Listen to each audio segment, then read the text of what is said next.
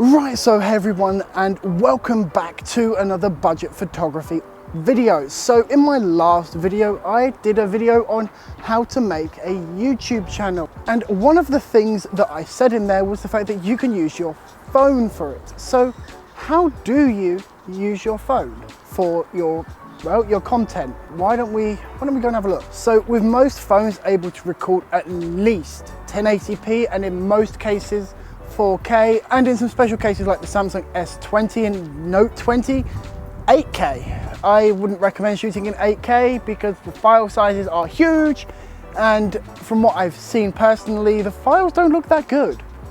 So shoot in 1080p or 4K. The next thing is frame rates. As I said in my last video, you want to be shooting in about 24 to 30 frames per second. Now again, a lot of phones have the option to shoot up to 240 frames per second, so try and get about 24 frames per second as it looks the most cinematic. So exposure. So a lot of the time with something like this DSLR that I'm shooting on, you have to change the settings yourself. So you shoot at 1/60th, I've got an ISO of about 800 and an f4, and I've got no ND filter on. Now phones don't really need an ND filter. They are usually pretty good with exposure and their dynamic range. So I wouldn't really recommend getting an ND filter. Just let the phone do what it needs to do. They're usually pretty good at it anyway in software, so there's not really much point. But what about audio? Mobile phones have their own inbuilt microphone and they usually work about 90–80% of the time, but as you can hear, not very good. So what I would recommend is to get an external microphone, something like this. This is a lavalier microphone and I've got it plugged into a receiver from Rode. Really long wire though, just like that. Now that is not cheap. They are quite expensive, but I would recommend them. But if you can't afford something like what I've got, then I'd suggest going with something like this. This is a Rode VideoMic Go. It's about £50 from Amazon. You can probably get it cheaper secondhand anyway on, well, basically any secondhand shop, maybe somewhere like Computer Exchange or even on Facebook Marketplace. Why don't we quickly see what it sounds like? Let's get my, so I'm gonna unplug my lavalier, and then I'm going to plug in. Now this actually has a microphone on it, so I don't really actually need to have a lavalier microphone, but here we go. So this is actually what the Rode VideoMic Go sounds like. It's a shotgun mic, it's about £50 from Amazon, and it's not bad. Now, it does have its downsides. Its little shock mount here is a bit too flimsy. I've got a whole review on it where I did actually kind of slam the microphone. I didn't really like the mic, but it's okay. It does the job for what you need. Audio. And, well, it's Rode, and it is actually pretty good, I will admit. Hang on, let's go back to my lavalier. It's easier for me.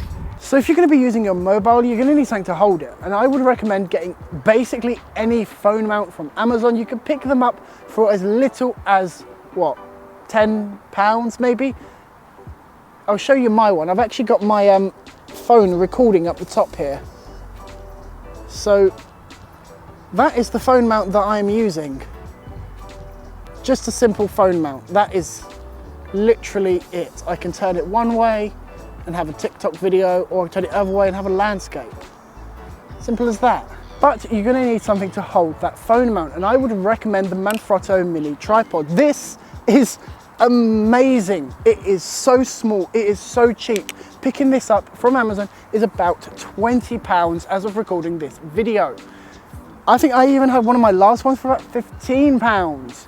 So the prices will go up and down. So on this next one, I have actually done a video on this, and the same with actually quite a lot of these things. So I shouldn't really say it's just this one. But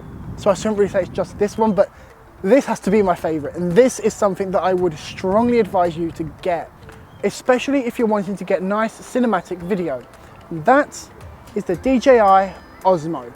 This thing is amazing. I mean, come on. It's a phone gimbal. A phone gimbal. Look, I can go nice, smooth down, and I can use the little control panel to pan around. I've got a whole video on this gimbal. Let's have that round there. Just for this gimbal, it's such an amazing product. Now, it is quite expensive. At around £100 to £200, all depending on where you get it from, it is quite expensive. But this is well, it's an amazing little toy, really. And it really ups the game of your cinematography and photography, because there are lots of different things that you can do with the app inbuilt. But yeah, it does hyperlapses, time lapses, slow motion. It creates so many different things. Now, yes, the app isn't the best for Android. For iOS, I can't really say, but for Android, it's not the best. Go check out my video on this if you want to know more about it. But this is amazing. I absolutely love this product. Anyway, guys, thanks for joining me in this video, and I'll see you in the next one.